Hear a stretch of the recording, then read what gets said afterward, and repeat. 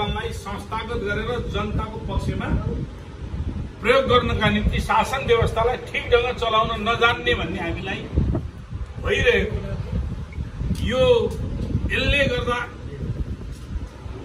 केही काल पार्टीमा अन्यल अवश्य पनि भयो। पार्टी धेरै टुक्रामा विभाजन पनि भयो। अहिले माओवादी पार्टीका टुक्रै गर्ने हो भने 10 वटा टुक्रा छन्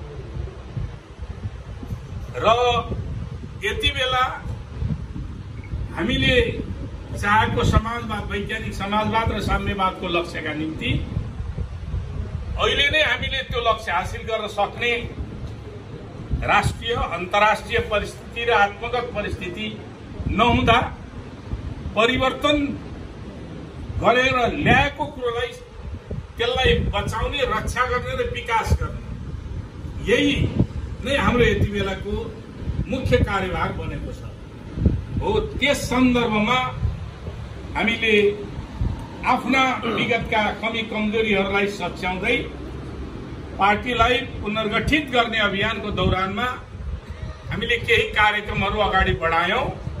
तत्कालै पनि हामीले हाम्रो पार्टीलाई पूर्व मेचीदेखि पश्चिम महाकालीसम्मको तराई अथवा मधेस हुलाकी मार्गको एउटा अभियान चलायो भने सँगसँगै मध्य पहाडी लोकमार्गको अभियान पनि चलायो।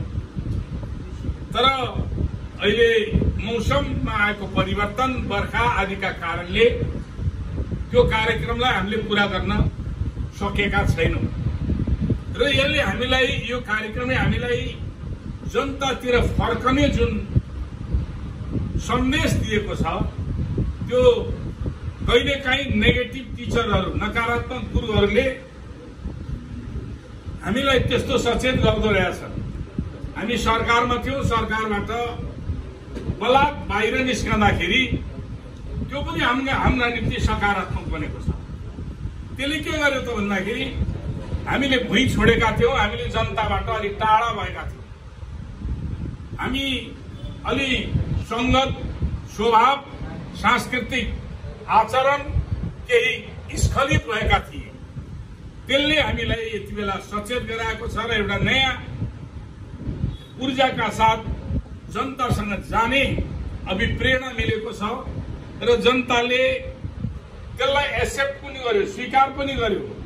अहिले आम रूपमा भन्ने हो भने माओवादी पार्टीलाई अहिले तत्काल सरकारमा नजाऊ, पार्टी निर्माण गर, जनताको आधारमा आएर पार्टी निर्माण गर भन्ने जुन सन्देश दिएको छ त्यो सन्देशले आज पार्टी निर्माणको प्रक्रियाको सन्दर्भमा अगाडि बढिरहेको बेलामा संगठनका विभिन्न कार्यक्रमहरूलाई अगाडि बढाउने सन्दर्भमा आज जनताको सम्पर्कको थलोको रूपमा विभिन्न स्थानीय तहहरू, वडा, पालिका र जिल्ला, प्रदेशसम्म त्यसलाई जनताको सम्पर्कको थलोको रूपमा निर्माण गर्नका निम्ति हामीले कार्यालयहरूको पनि सञ्चालन गर्नुपर्ने अनिवार्य छ।